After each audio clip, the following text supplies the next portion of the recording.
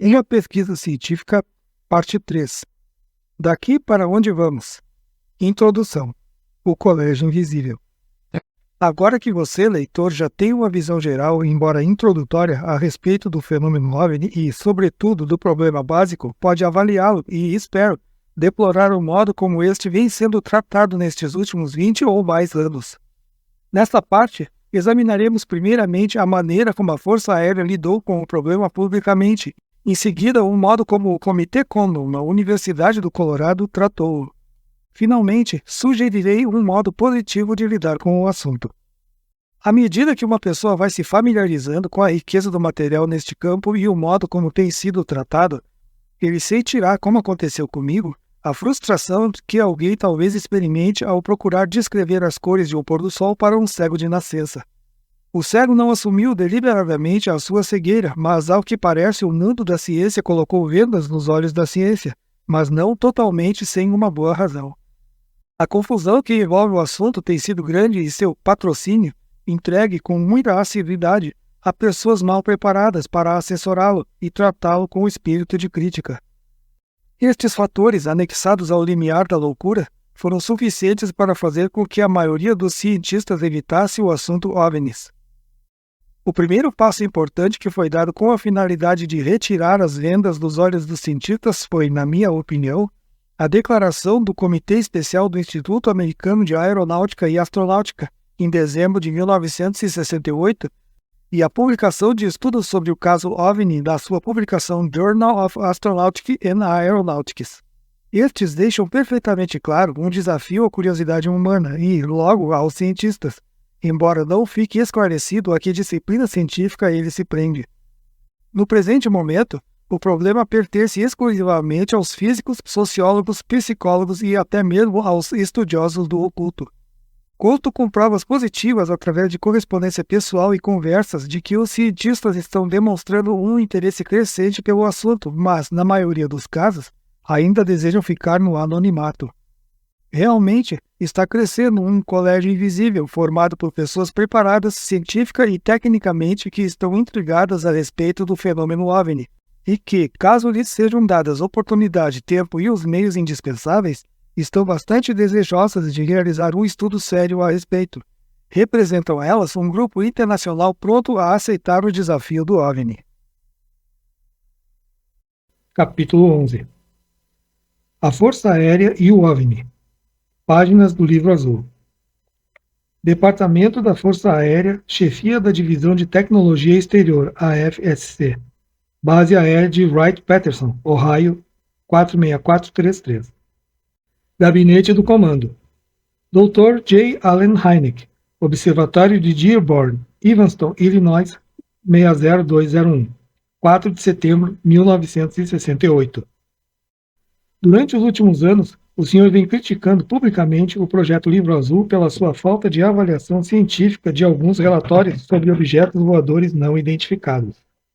Gostaria que o senhor dirigisse seus esforços durante os próximos 30 dias no sentido de definir as áreas de falha científica que existem atualmente na divisão do projeto Livro Azul. Por favor, limite seu papel à metodologia científica que deveria ser adotada e não se imiscua na política ou na história da Força Aérea. Suas sugestões devem ser precisas, detalhadas e práticas. Seu relatório deve chegar ao meu gabinete até 1º de outubro de 1968.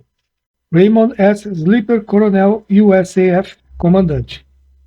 A carta reproduzida acima constituiu a primeira vez nos meus 20 anos de associação com a Força Aérea como consultor científico em que fui solicitado oficialmente a fazer uma crítica e aconselhar no tocante à metodologia científica e sua aplicação ao problema OVNI. É realmente verdade que durante algum tempo anterior ao recebimento desta carta vinha criticando cada vez mais o Livro Azul, mas ao que parecia, isso não tinha chegado à atenção e à atuação oficial. Agora estava claro que, finalmente, estavam prestando atenção. Evidentemente, agradava-me a ideia de ter uma audiência oficial e a minha resposta foi completa. A fim de situar a minha resposta dentro de uma perspectiva adequada, faz-se necessário um resumo rápido da história do Livro Azul e da minha associação a ele e para que se veja, com clareza, o papel representado tanto pelo Pentágono como pela fraternidade científica no que diz respeito à formação e à consolidação do comportamento do Livro Azul com relação ao problema OVNI. Devem ter notado que a carta do coronel Sleeper não incluía um pedido no sentido de que se fizessem comentários sobre a política. Isto continuou a ser determinado, como sempre o fora, em níveis bem mais elevados, através dos canais do Pentágono. 15 anos antes, o prestigioso painel Robertson tinha trabalhado parcialmente durante 5 dias, de 14 a 18 de janeiro de 1953, e transmitira as seguintes conclusões e recomendações políticas. A. Que a evidência apresentada sobre objetos voadores não identificados não mostra nenhuma indicação de que estes fenômenos constituam uma ameaça física direta contra a segurança nacional. Acreditamos firmemente que não hajam casos remanescentes que indiquem que o fenômeno possa ser atribuído a artefatos estrangeiros capazes de atos hostis e que não há evidência de que o fenômeno indique a necessidade de uma revisão dos atuais conceitos científicos. B. Que a constante ênfase dada aos relatórios deste fenômeno resulta, nestes tempos difíceis, numa ameaça ao perfeito funcionamento dos órgãos de defesa do corpo político. Citamos como exemplos o atravancamento dos canais de comunicação por relatórios irrelevantes, o perigo de sermos levados pelos constantes alarmes falsos a ignorar as verdadeiras indicações de ação hostil, e o cultivo de uma psicologia nacional doentia na qual uma habilidosa propaganda hostil poderia introduzir um comportamento histérico e uma falta de confiança nociva no que diz respeito à autoridade devidamente constituída. A lista oficial recomendava: a. Que as agências de segurança nacional tomem medidas imediatas para afastar os objetos voadores não identificados da condição especial que têm tido e da aura de mistério que, infelizmente, conquistaram. B. Que as agências de segurança nacional criem políticas de inteligência, treinamento e educação pública destinadas a preparar as defesas materiais e o estado de espírito cívico do país, a fim de que prontamente reconheçam e reajam da maneira mais eficiente contra as verdadeiras indicações de intenções ou ações hostis. Quer nos parecer que a atenção do grupo estava muito mais dirigida para um problema de defesa e segurança do que para um problema científico.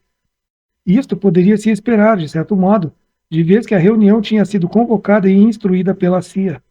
Nenhuma menção foi feita ou explicações fornecidas para os inúmeros casos não identificados que já existiam nos arquivos do Livro Azul. Como os casos tinham sido selecionados para eles pelo Livro Azul, que já tinha se pronunciado a respeito do assunto dos OVNIs, fica patente a natureza prejudicial do julgamento dos OVNIs. Os membros do Augusto Quadro eram exemplos do velho ditado: quando você é capaz de manter a serenidade quando todos à sua volta perderam a sua, você não entende a situação. O quadro não teve acesso a diversos casos realmente intrigantes.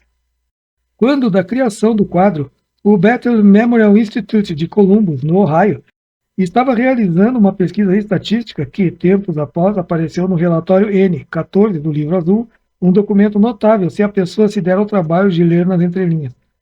E dentro do adequado espírito científico, os funcionários do Batel assinalaram que havia uma nítida falta de dados sólidos e que até mesmo os relatórios bem documentados apresentavam uma certa dúvida com relação aos dados. Asterisco. Uma carta datada de 9 de janeiro de 1953, endereçada ao capitão E. J. Ruppelt, primeiro chefe do Livro Azul. Fim do asterisco. Solicitaram uma classificação dos elementos antes que fossem tomadas amplas decisões políticas e insinuaram, embora fossem diplomatas demais para dizê-lo abertamente, que todo o quadro Robertson tinha agido de modo precipitado e que, provavelmente, não chegaria a parte alguma. Mas o painel Robertson conseguiu algo.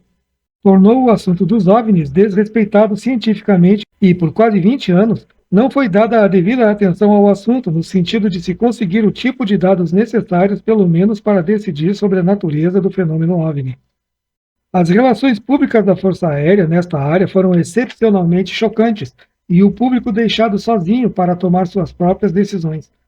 A atitude da Força Aérea foi o resultado de uma mascarada ou de um governo em confusão?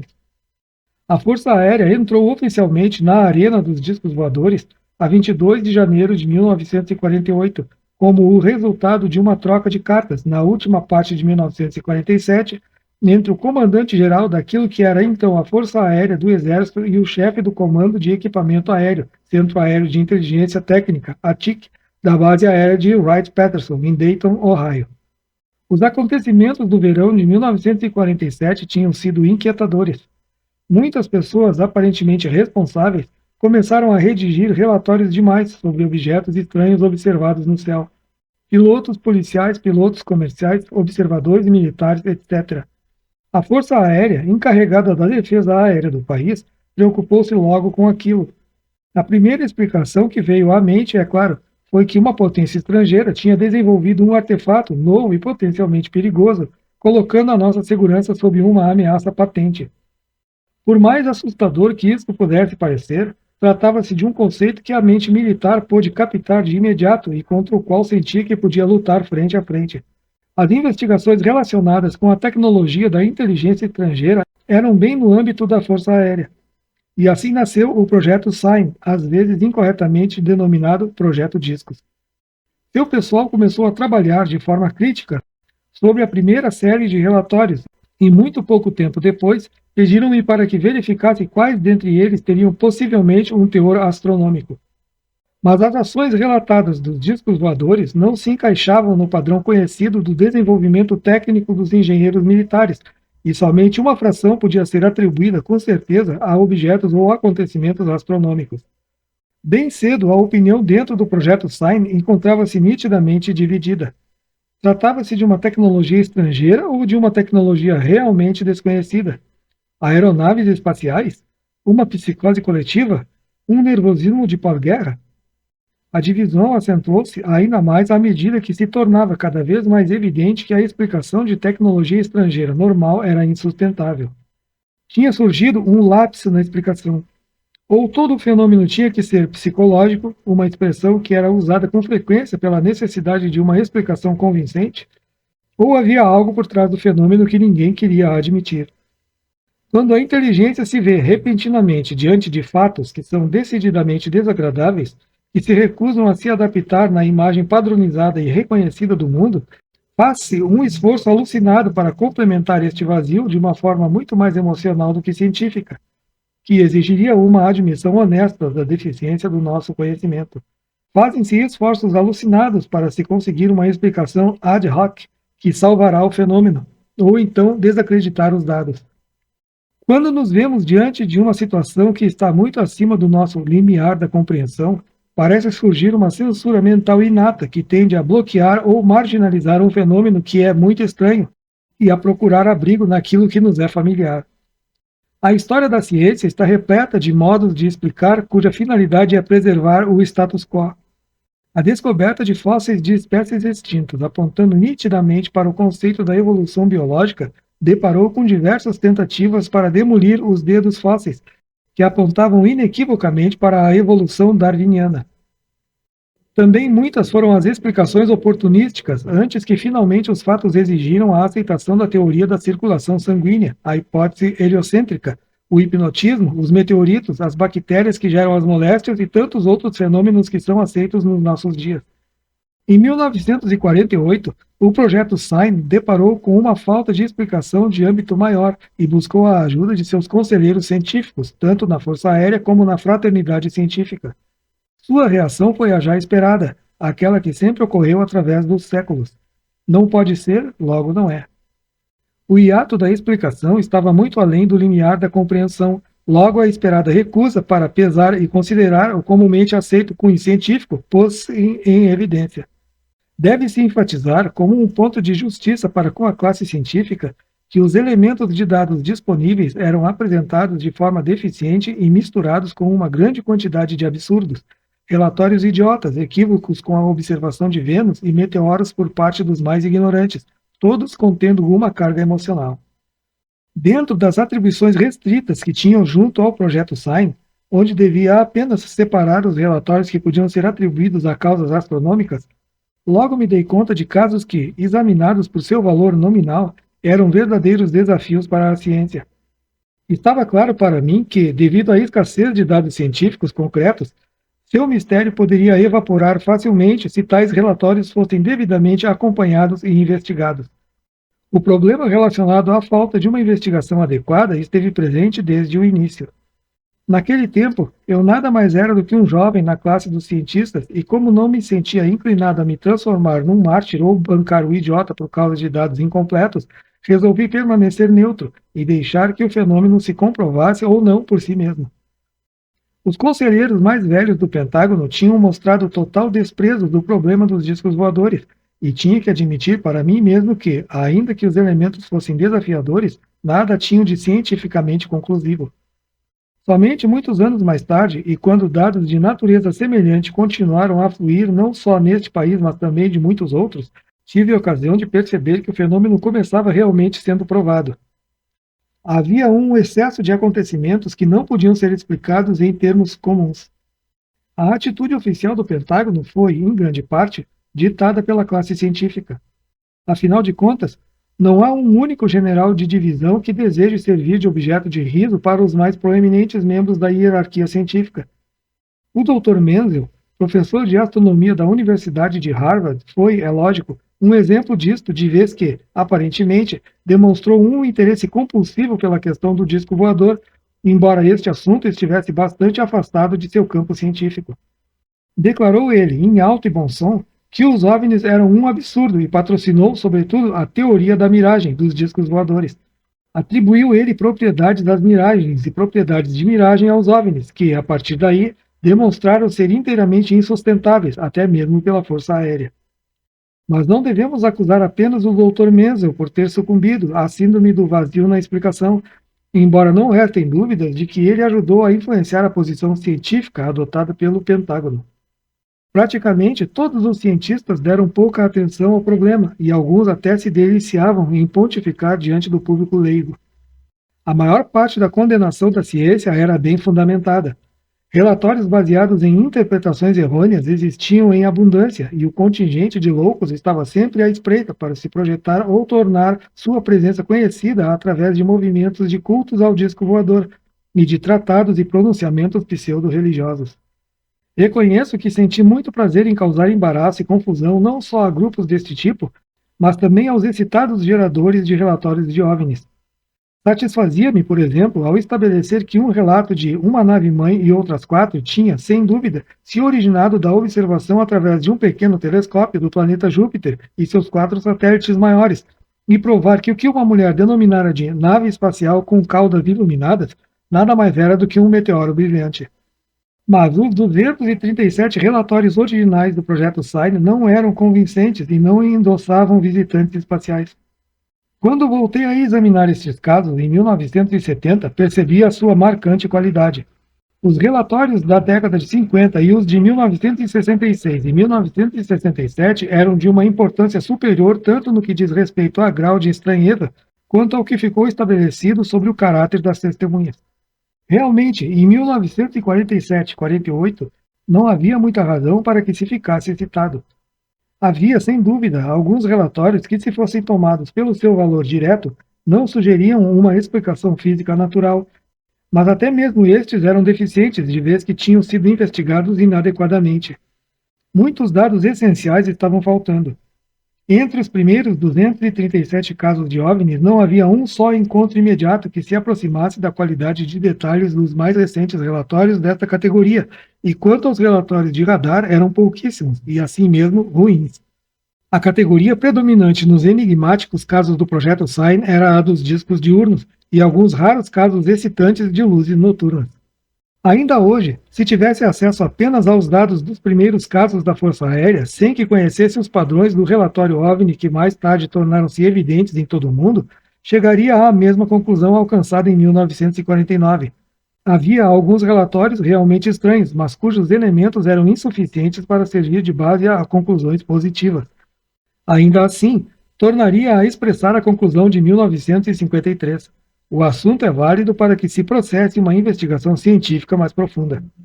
Para que sejamos justos com a Força Aérea, devemos recordar que, tanto quanto tenha sido justificadamente criticada com relação aos OVNIs, a sua missão, sobretudo em 1949, não era científica, mas defensiva. A responsabilidade da Força Aérea foi cumprida quando ela demonstrou que o fenômeno OVNI não mostrava provas imediatas de ser hostil e que não se constituía numa ameaça contra a segurança nacional. Se, nessa altura, a Força Aérea tivesse entregue o problema para uma organização científica reconhecida, com tradição e sem pensar em auferir lucros, talvez a história dos OVNIs tivesse sido totalmente diferente. Teria sido suficiente um pequeno grupo de pessoas com uma tarefa científica a cumprir, que compreendesse os problemas básicos e que, de vez em quando, alicerçado numa base segura, publicasse suas descobertas em publicações conceituadas. Ao invés disto, a Força Aérea adotou outro caminho. Tão logo o Pentágono estabeleceu uma firme política com relação ao OVNI e rejeitou a histórica estimativa da situação, que uma facção do projeto Sign havia enviado diretamente à cúpula através dos canais competentes, a qual concluía que os relatórios dos discos voadores colocavam em evidência a existência de uma inteligência extraterrestre, a Força Aérea passou por um longo período de relações públicas infeliz e amadorístico. A publicidade e a relação pública se utilizando de circulares deficientes que quase sempre eram mal vistas e contraditórias, deram um introito a uma época de confusão de 1950 a 1970. A insistência no sigilo oficial e constante segredo oficial de documentos era praticamente desnecessária, de vez que o Pentágono tinha declarado que o problema, na realidade, não existia. O papel representado pela Força Aérea durante este período tanto era essencial como enigmático. Era essencial porque o mundo, mais precisamente outras repartições governamentais de outros países que também estavam recebendo relatórios sobre OVNIs, apoiavam-se na Força Aérea dos Estados Unidos. Quando eu perguntava o que estava sendo feito nesses países a respeito do problema OVNI, responderam-me em diversas oportunidades que, como os Estados Unidos, com todo o seu dinheiro e facilidades, estavam lidando com o problema, o que mais poderiam fazer as outras nações com tão poucos recursos? Aguardariam o pronunciamento dos Estados Unidos sobre o assunto. Era enigmático porque a outra pergunta era óbvia. Se nada mais havia com relação ao fenômeno OVNI, além de identificações erradas, fraudes, etc., por que razão o programa OVNI era mantido? Por que adotar um comportamento de relações públicas confuso e desorientador perante a opinião pública e que, por diversas vezes, conduzia a insultar a inteligência de pessoas competentes? Algumas das classificações feitas pelo Projeto Livro Azul com relação a relatórios sinceros eram com tanta frequência ingênuas e irrelevantes ao ponto de terem que ser modificadas posteriormente.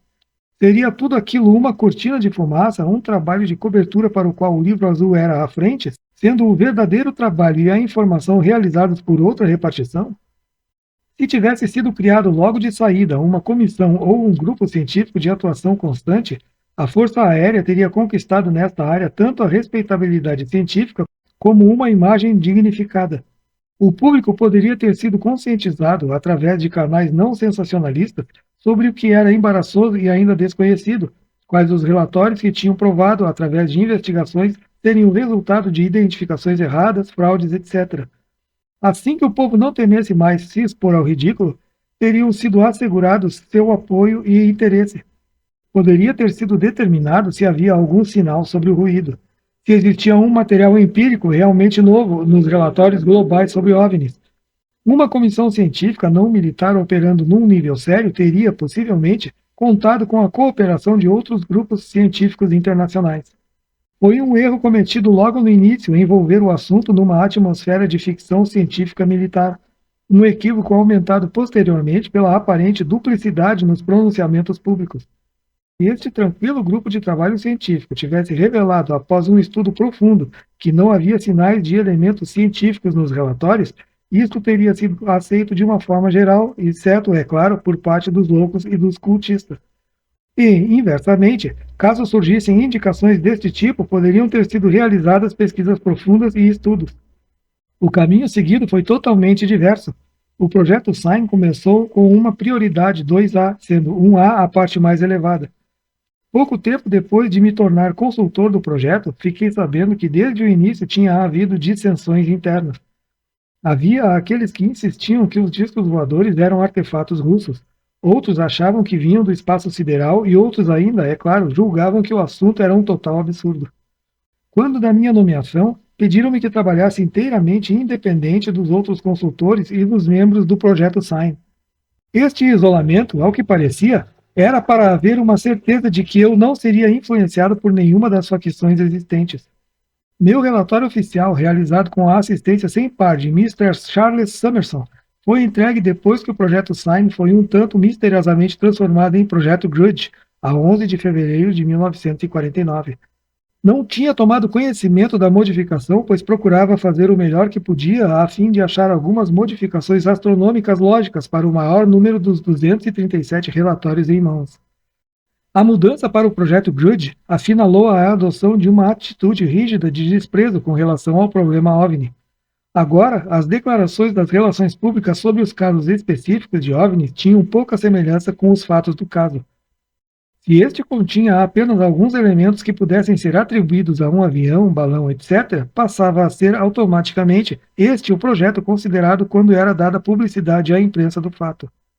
O capitão Ruppelt, referindo-se a este desprezo como parte de uma cortina de fumaça intencional para dissimular os fatos acrescendo-os com confusão, escreveu: "Isto não é verdade. Tratava-se tão somente de falta de coordenação. Mas, se a Força Aérea tivesse tentado lançar esta cortina de confusão, não teria conseguido realizar um trabalho mais perfeito." Como um exemplo, Ruppelt cita algumas notícias divulgadas pelo Pentágono que indicavam os discos voadores como A. Uma desintegração meteórica de tal forma que seus cristais absorvem a luz solar. B. A luz solar em nuvens baixas. E C. Pedras de granizo que se achatavam e deslizavam. Ruppelt estava certo ao dizer: o problema foi tratado com uma confusão organizada. Já em 1949, a confiança na capacidade da Força Aérea ou a vontade de lidar com esse problema já começava a declinar. Ruppelt caracterizou este período da forma excelente no livro de sua autoria, Report on Unidentified Flying Objects, Relatório sobre discos voadores não identificados. Na realidade, este livro devia ser lido por todos aqueles que estejam seriamente interessados na história deste assunto. Achei-o uma pessoa honesta e seriamente intrigada a respeito de todo o fenômeno através dos contatos que tivemos. A transição do projeto Sign para o projeto Grudge aconteceu antes da entrega do meu relatório e, quando o fiz, o clima com relação a qualquer tipo de investigação séria sobre discos voadores tinha se tornado um tanto frio.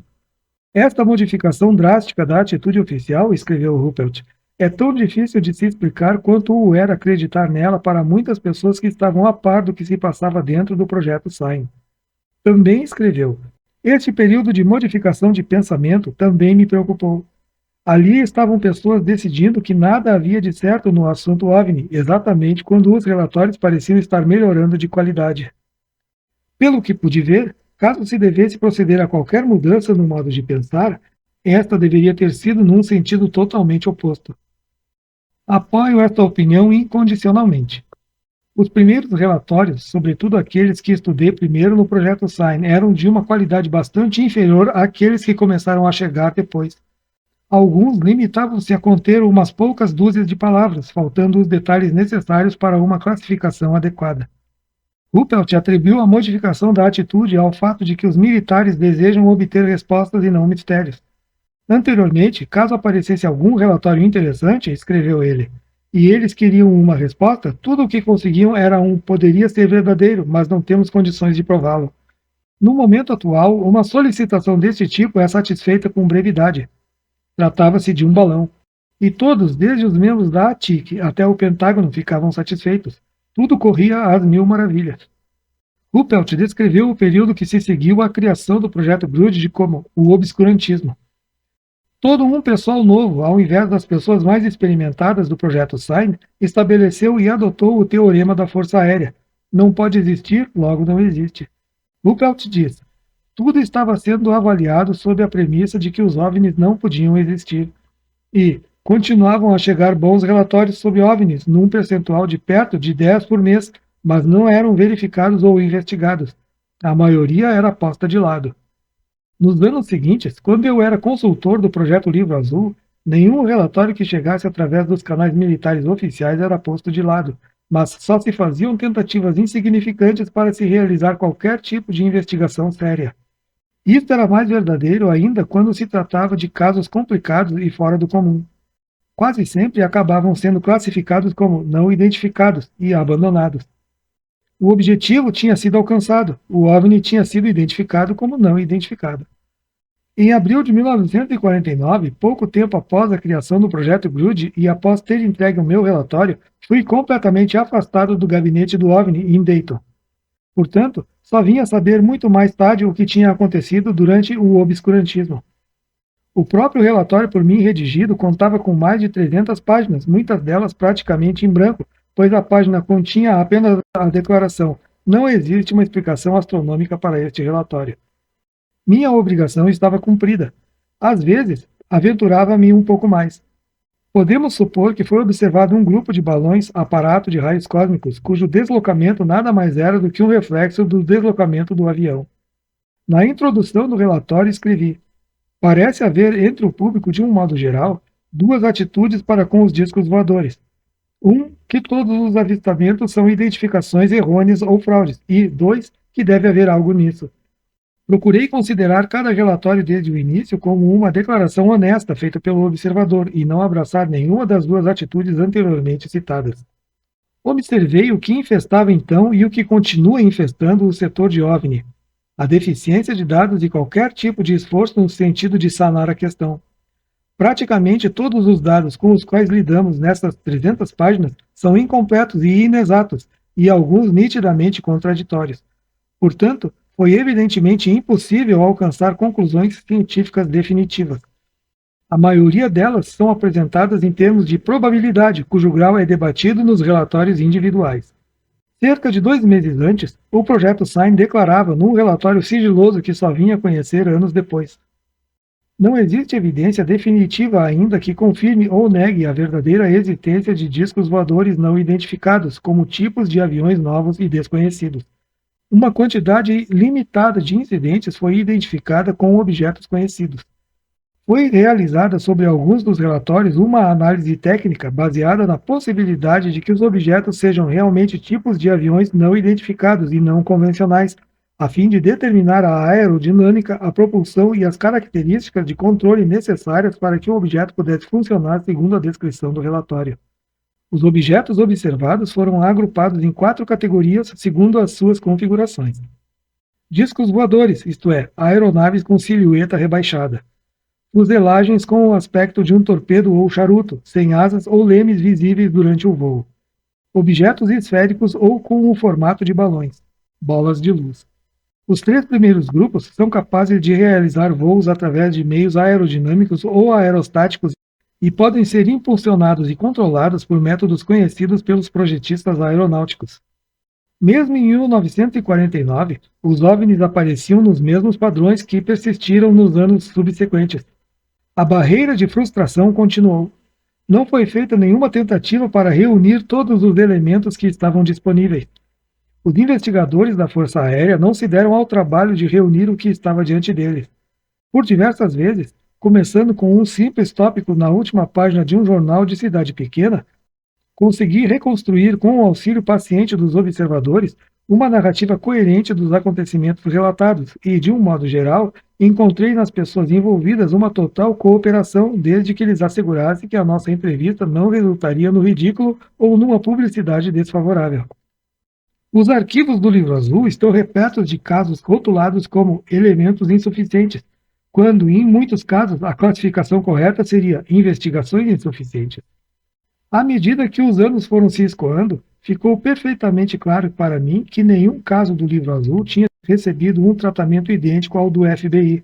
Ou melhor, não houve um só caso que tivesse sido investigado em profundidade até que se tivesse conseguido todas as pistas ou evidências ínfimas possíveis, como é o comportamento padrão adotado nos raptos, redes de narcóticos e casos de assaltos a banco. O Livro Azul adotou uma atitude diametralmente oposta. Quando um caso parecia ter uma possível explicação numa identificação errônea, e, portanto, deveria ser excluído de uma investigação posterior mais detalhada, o Livro Azul abstinha-se do esforço de telefonar, realizar interrogatórios, etc., a fim de poder relacioná-lo a um planeta, uma missão de reabastecimento ou qualquer outra ocorrência natural. Portanto, lançaram seus cachorros atrás de simples ladrões de galinha, mas ignoraram as presas potencialmente mais importantes. Se cada um das muitas centenas de casos do Livro Azul classificados como não identificados tivesse contado com um investigador consciencioso e com uma formação científica e com uma capacidade de reação imediata, acesso imediato ao transporte para o local do acontecimento relatado dentro de 24 horas, teriam se juntado muito maiores informações. Os verdadeiros graus de estranheza e de probabilidade teriam sido determinados com muito mais certeza. Fiz diversas tentativas, inclusive algumas diante de subcomissões do Congresso, a fim de que contássemos com facilidades deste tipo, mas de nada adiantaram. Quase sempre o Livro Azul não se preocupava em investigar até que o acontecimento envolvendo o OVNI tivesse ganho projeção junto à imprensa. Um bom exemplo disto foi o caso de Portage County, ou até que um congressista fizesse um inquérito porque um de seus eleitores julgava não ter sido tratado de forma correta pelo Livro Azul. Nada dava origem a uma reação mais imediata e violenta por parte do Livro Azul do que um inquérito promovido pelo Congresso. Contudo, ainda assim, o esforço era no sentido de arranjar uma resposta rápida, mas satisfatória, e não dirigida a um estudo sério do caso. Observei frequentemente momentos quando o único objetivo do Livro Azul era livrar-se do congressista às suas costas, arrumando qualquer tipo de explicação possível, ao invés de fazer um esforço para montar uma investigação científica. Logo, o programa não se modificou através dos anos. Os relatórios chegavam e eram tratados de uma forma inteiramente rotineira, sempre na pressuposição de que tinham sido originados por pessoas sem formação, incapazes de identificar qualquer tipo de ocorrência natural. Quando as coisas ficavam realmente difíceis, o rótulo não identificado era usado, mas o esforço investigador parava ali. Presumia-se tacitamente que, se tivesse feito um esforço exaustivo no sentido de identificar a origem do relatório, este não teria sido coroado de êxito. Então, para que, se podemos agir assim, desperdiçaríamos tamanho esforço para um fenômeno não identificado? O percentual dos não identificados permaneceu essencialmente o mesmo com o passar dos anos. A tabela 1 cobre os primeiros 237 relatórios sobre OVNIs recebidos pela Força Aérea. Ela demonstra que cerca de 20% destes satisfazem a atual definição de OVNI, ou seja, deixou os peritos sem saída. 20 anos mais tarde, o Comitê Condon, usando presumivelmente uma melhor seleção de casos e uma quantidade maior de cientistas, não teve capacidade para descobrir soluções para mais de 25% dos casos por ele examinados. Ao que parece, com o passar dos anos, continuou a persistir um resíduo inalterável de relatórios incríveis redigidos por pessoas dignas de confiança. Tabela 1. Avaliações realizadas por J. Allen Hynek em 1948-1949 dos primeiros 237 relatórios sobre OVNIs recebidos pela Força Aérea. Classe 1. Astronômico. Número de incidentes, 33. Percentagem aproximada, 14. 1A. Alta probabilidade. Número de incidentes, 42. Percentagem aproximada, 18. 1B. Razoável ou baixa probabilidade. Número de incidentes, 75. Percentagem aproximada, 32. 2. Não astronômicos, mas passíveis de outras explicações. 2A. Balões ou aviões normais. Número de incidentes, 48. Percentagem aproximada, 20. 2B. Foguetes, luzes de reconhecimento ou corpos em queda. Número de incidentes, 23. Percentagem aproximada, 10. 2C. Diversos, reflexos, aurora boreal, pássaros, etc. Número de incidentes, 13. Percentagem aproximada, 5. Total. Número de incidentes, 84. Percentagem aproximada, 35. Classe 3. Não astronômicos sem explicação evidente. 3A. Falta de provas impossibilita uma explicação. Número de incidentes, 30. Percentagem aproximada, 13. 3B. Provas oferecidas não sugerem explicação. Número de incidentes, 48. Percentagem aproximada, 20. Total. Número de incidentes, 78. Percentagem aproximada, 33. A 7 de outubro de 1968, dirigi minha resposta ao coronel Slipper. Dirijo meu relatório apenas ao senhor, pois como ficará evidente, se o atual pessoal do livro tivesse acesso a ele, qualquer tipo de contato pessoal posterior com ele seria por demais embaraçoso para ambas as partes envolvidas.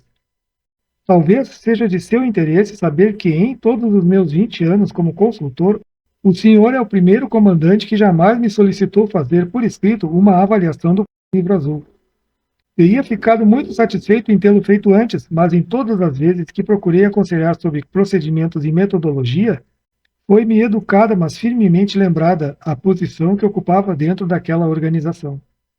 Espero sinceramente que, no final das contas, possa auxiliar na transformação do Livro Azul naquilo que o público e o mundo científico foi narrado que ele fosse. Uma organização investigadora dedicada à defesa da pátria, mas realizando concomitantemente um bom trabalho científico.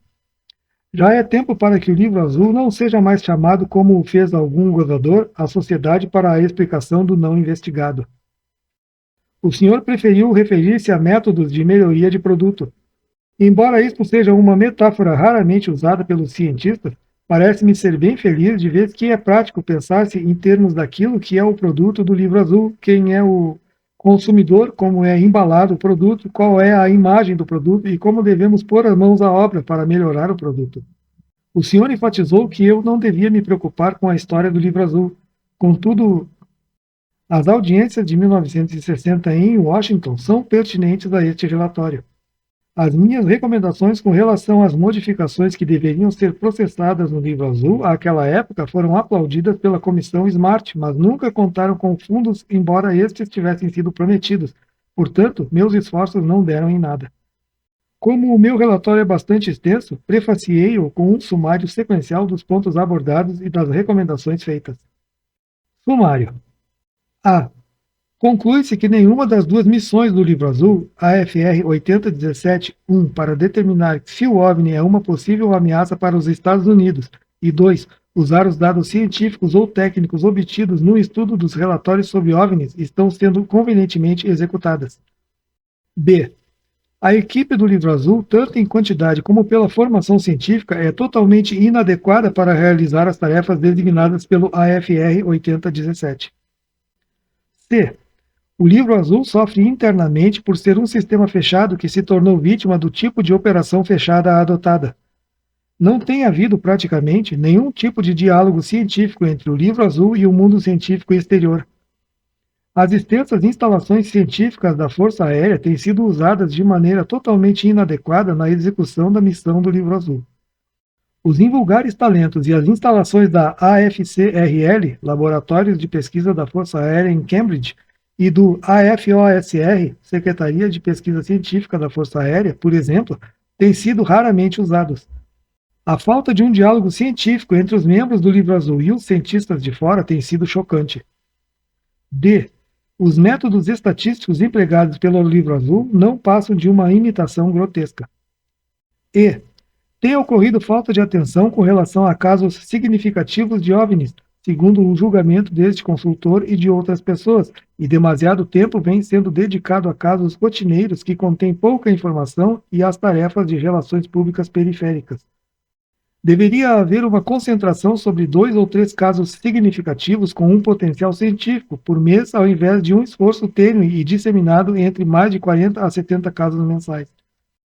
Tem-se dado muita atenção aos casos com apenas uma testemunha e aos casos em que apenas foram observadas pequenas fontes de luz no céu à noite, e muito pouca atenção para com os casos de grau de estranheza elevada e relatados por testemunhas de reputação reconhecida. F. A informação transmitida ao Livro Azul é profundamente inadequada. O Livro Azul carrega um pesado fardo devido ao fracasso quase que completo dos funcionários locados nas bases aéreas e encarregados da transmissão de informações adequadas sobre OVNIs para o Livro Azul. Muitas informações que poderiam ter sido obtidas através de interrogatórios conscienciosos levados a cabo por aqueles oficiais encarregados da pesquisa sobre OVNIs são omitidos, jogando a carga sobre os ombros do Livro Azul para reabrir o interrogatório a fim de conseguir uma informação adicional, às vezes do tipo mais elementar, mas necessário. Por exemplo, direção do vento, tamanhos angulares e velocidade, detalhes sobre a trajetória, qualificações e natureza das testemunhas, observadores adicionais, etc. A necessidade mais premente dentro do Livro Azul é um aumento dos dados originais. G. A atitude básica e o modo de tratar o assunto dentro do Livro Azul são ilógicos e não científicos, de vez que foi adotado um sistema de trabalho que dissimula e determina o método da investigação. Poderíamos explicá-lo sob a forma de um teorema. A cada caso relatado de OVNI, se estudado isoladamente e sem ser correlacionado e considerado com outros casos de OVNIs neste e em outros países, É sempre possível atribuir uma explicação natural, ainda que remota, se se trabalhar tão somente sob a hipótese de que todos os relatórios sobre OVNIs, pela própria natureza das coisas, devem ser o resultado de causas bem conhecidas e aceitas. O teorema tem seu corolário. É impossível para o livro azul avaliar um relatório sobre OVNI como qualquer outra coisa que não seja uma interpretação errônea de um objeto ou fenômeno natural, uma fraude ou uma alucinação. Mesmo naqueles relativamente escassos casos nos quais até este procedimento encontrou dificuldades, o relatório foi classificado como não identificado, mas sem qualquer indicação de que o teorema tenha sido infringido abertamente. H. O consultor científico do projeto tem sido usado de forma inadequada. Só lhe são apresentados para pesquisas aqueles casos que o monitor do projeto considera válidos. Sua liberdade de operação, inclusive um acesso pessoal direto tanto aos arquivos dos classificados confidenciais como dos não classificados, tem sido tremendamente limitada e impedida.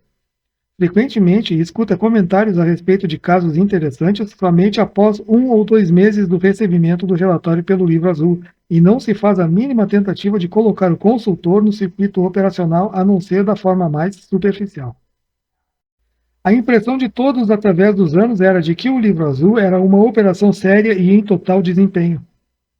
Talvez o povo imaginasse uma repartição espaçosa, dotada de pessoal competente, com fileiras de móveis de arquivo, um terminal de computação para consultar o banco de dados sobre OVNIs e grupos de cientistas estudando tranquilamente os relatórios, assistidos por uma equipe de assistentes. Mas, infelizmente, a verdadeira situação era totalmente o oposto. A operação era, de um modo geral, chefiada por um oficial de patente mais baixa. Nos meios militares, a importância dada a uma missão está geralmente presa à patente do oficial em comando.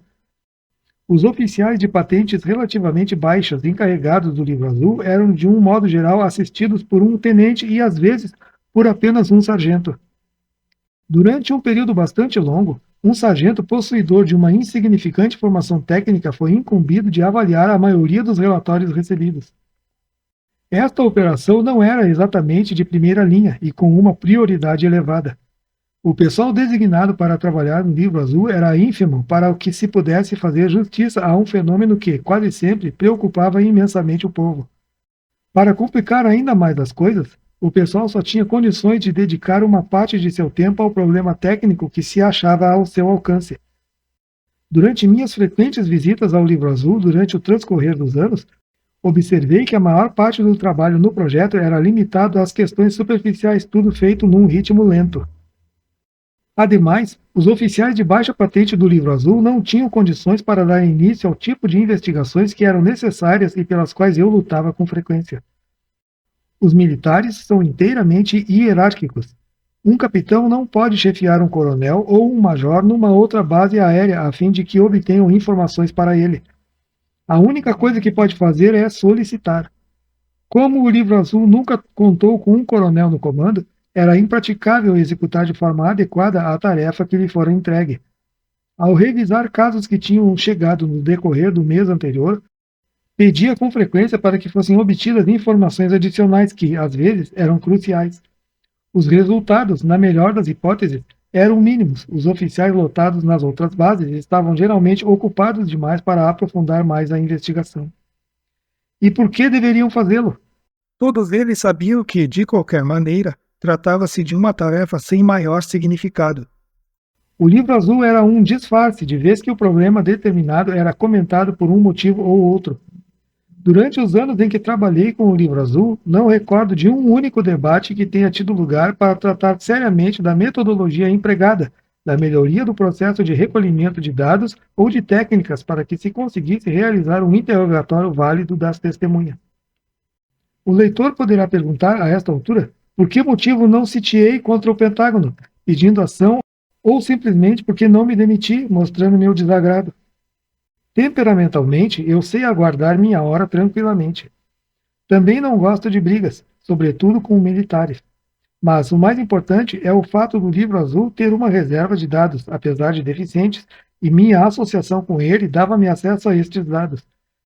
De certa forma, eu banquei o Kepler para o Tycho Brahe, do Livro Azul.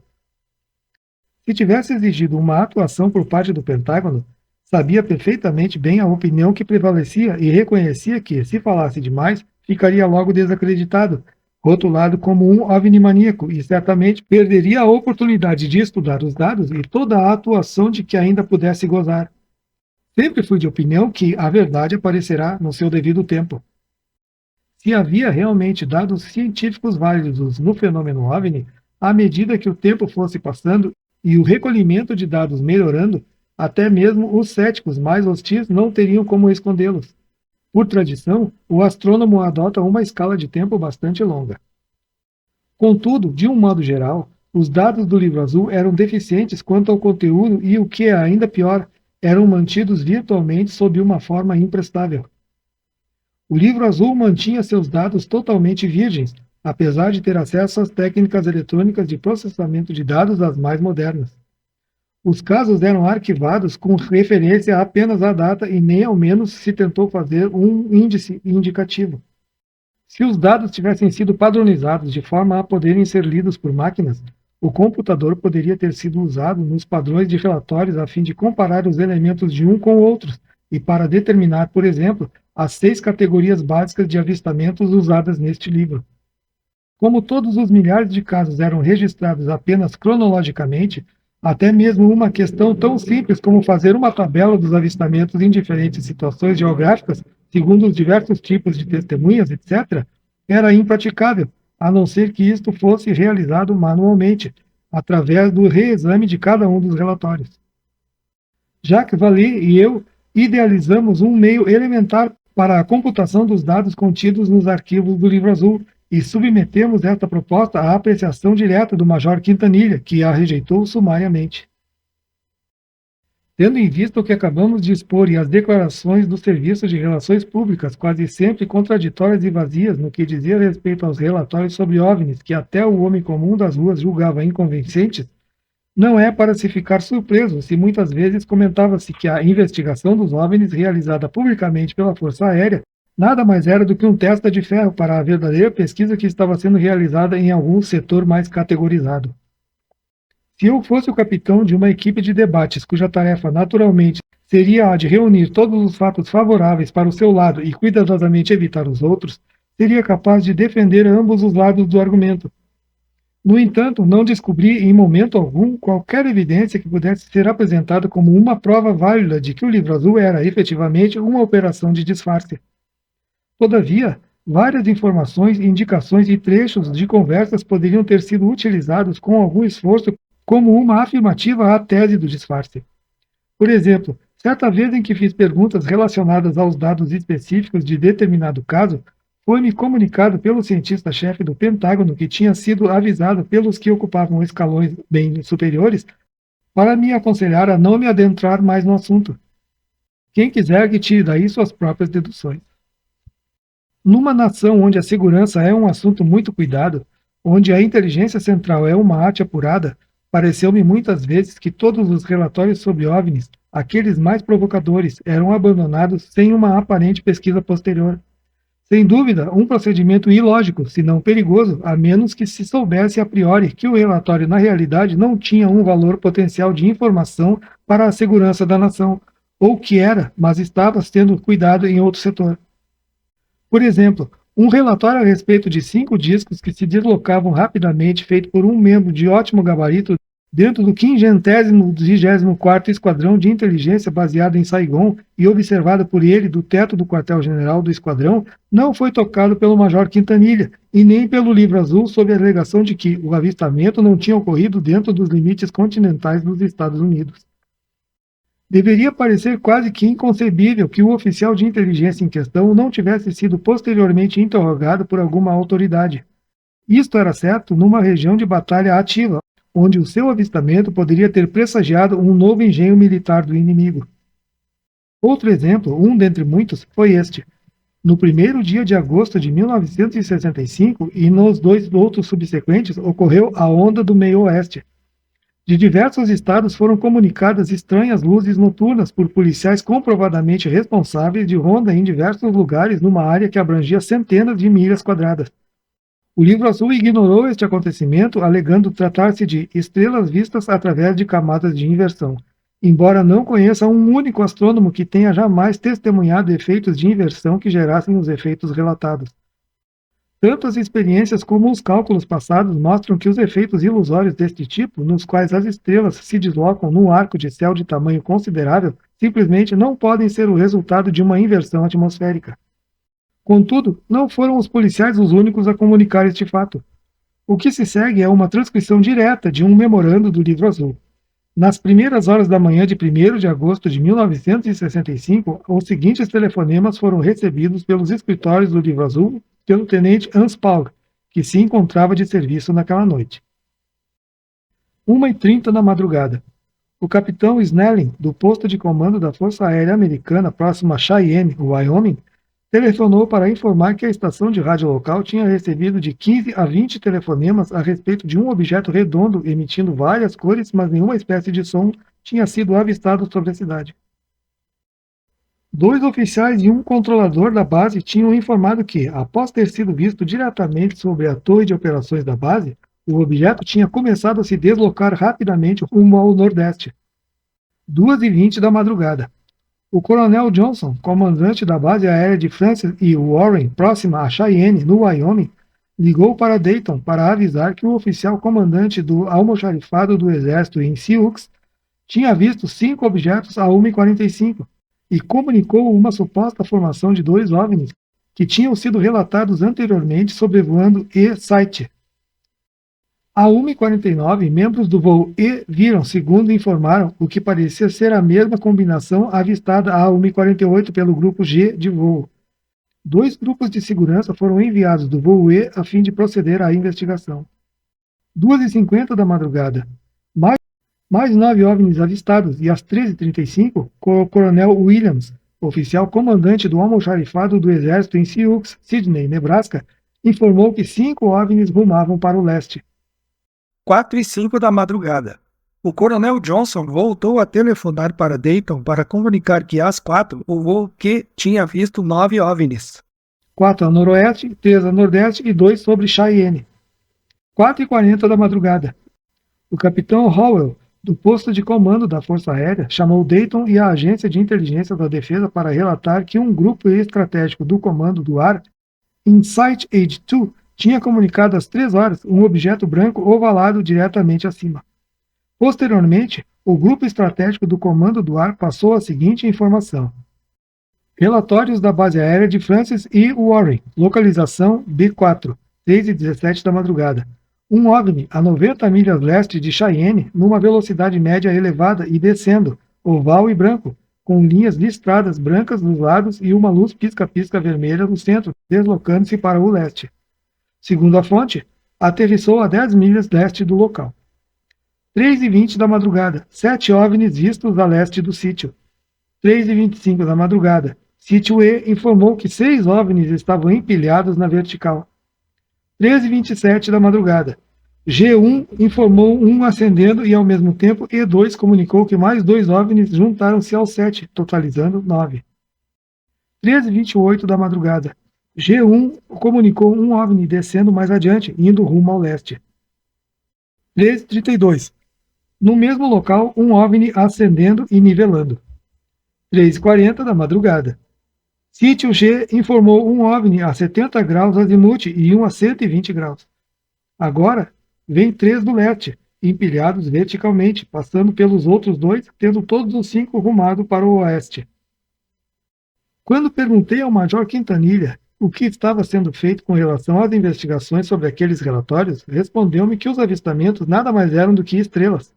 Isto é, evidentemente, tanto quanto afirmar que o nosso Comando Estratégico do Ar, responsável pela defesa do país contra ataques vindos do ar, era composto por um notável conjunto de incompetentes que confundiam estrelas cintilantes com aeronaves estranhas. Estas são as pessoas que algum dia talvez possam ter a responsabilidade da deflagração de uma guerra nuclear. Para alguns, incidentes como estes mencionados seriam uma prova conclusiva, prima facie, de que a hipótese de disfarce era a correta, sob a alegação de que nenhum grupo encarregado da defesa do país poderia ter sido tão burro assim.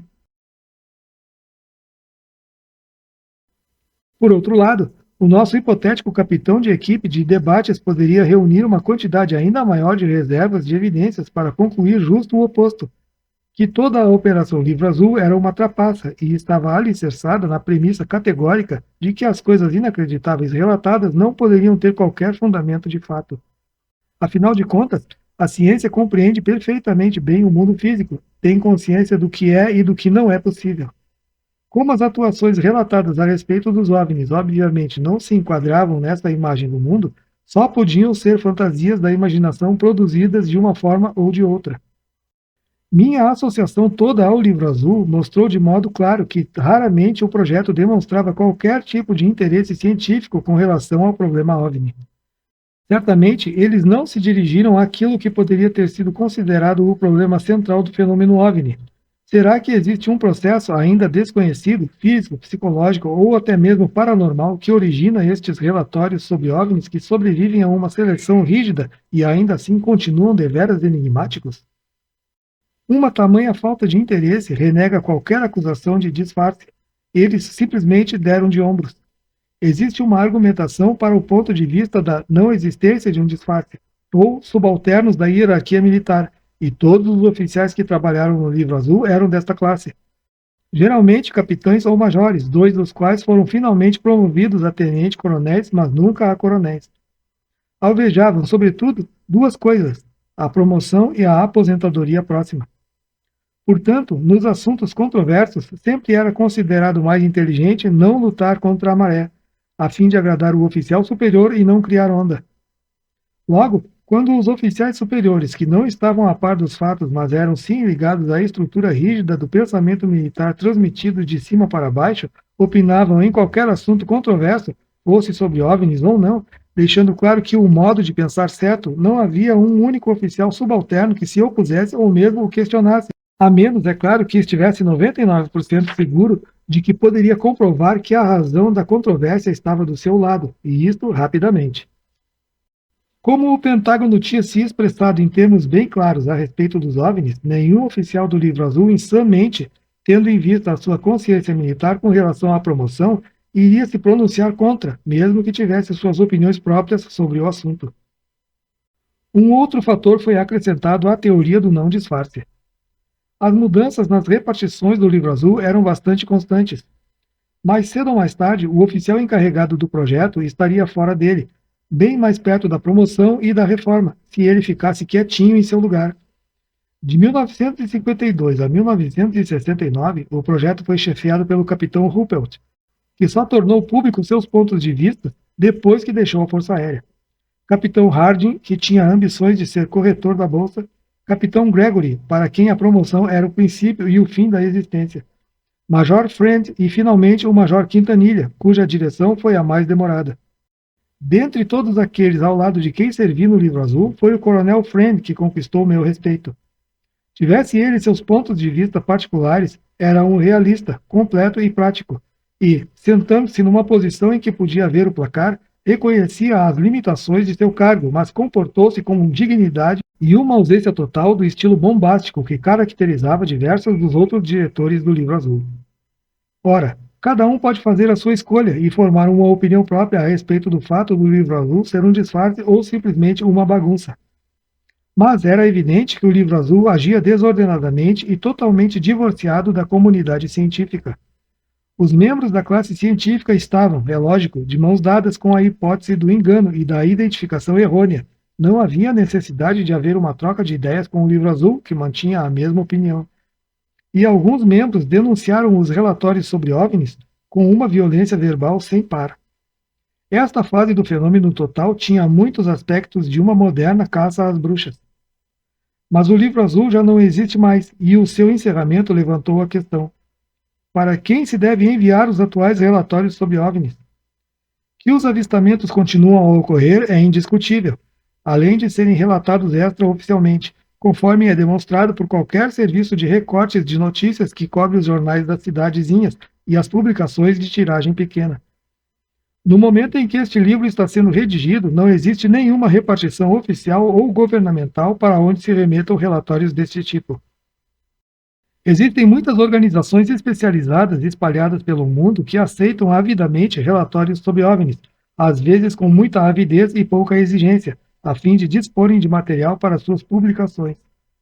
Durante os últimos 20 anos, centenas de organizações sobre OVNIs formadas por civis começaram a surgir em muitas partes do mundo, sobretudo na França, Inglaterra, Alemanha, Japão, Itália, Austrália, em alguns países latino-americanos e, naturalmente, nos Estados Unidos. Muitas delas sobreviveram muito pouco, mas cada qual a seu modo era o receptáculo para relatórios sobre OVNIs que cobriam um amplo espectro de credibilidade e solidez. A maior parte das organizações recebiam relatórios e faziam uma seleção mínima e uma investigação insuficiente.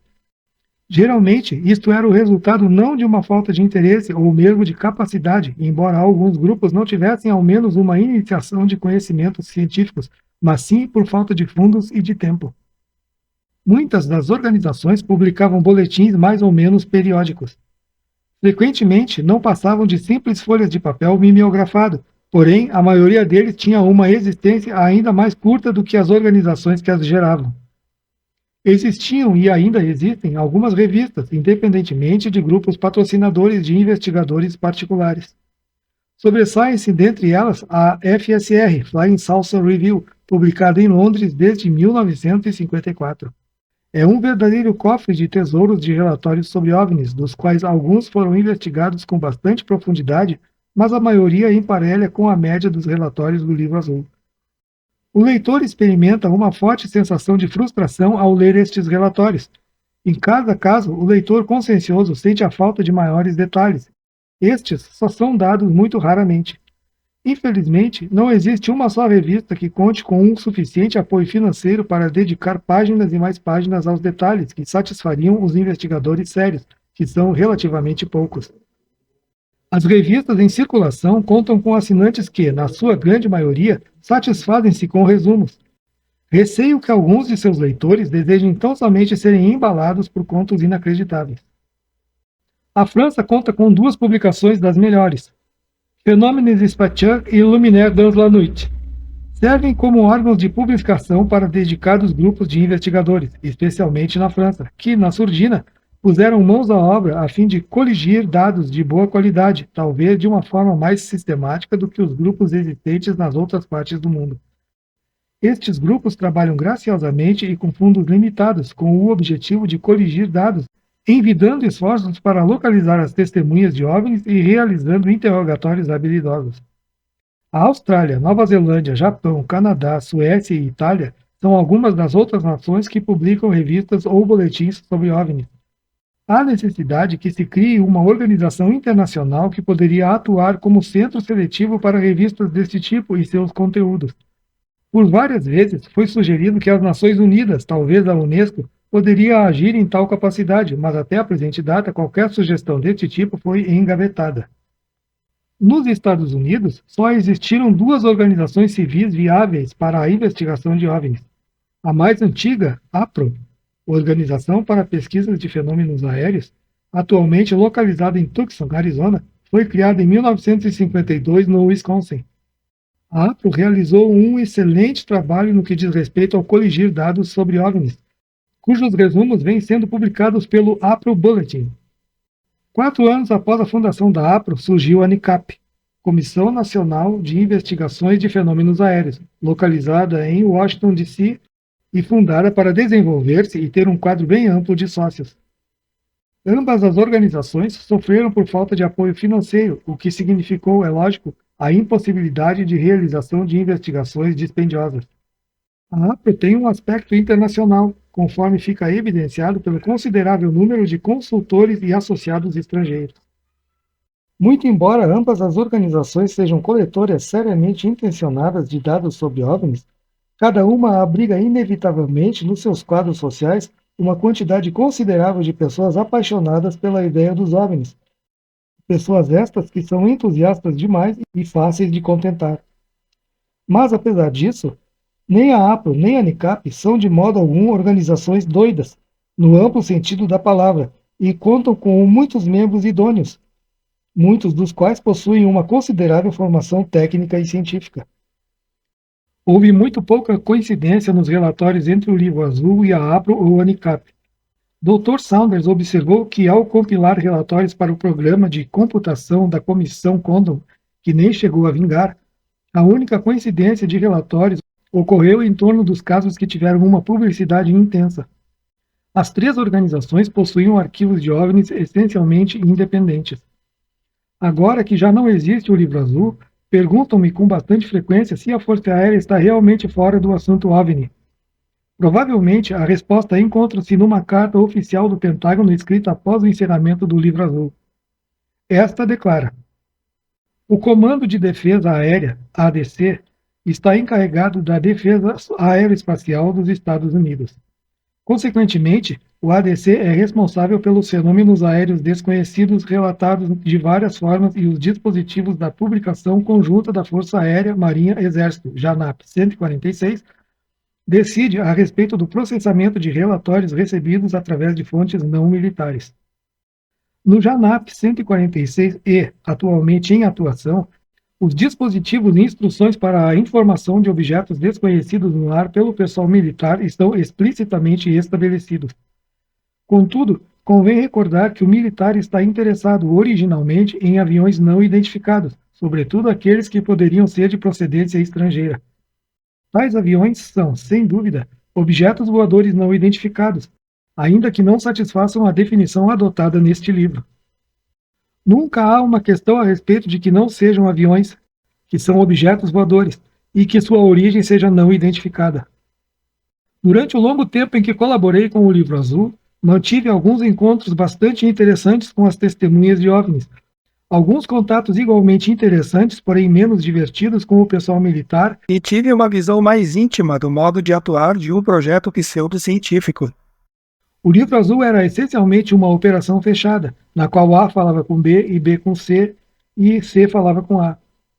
Havia pouca influência por parte de grupos científicos externos.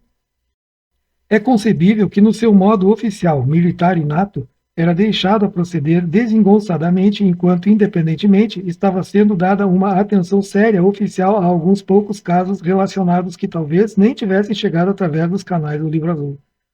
Simplesmente ignoro-o.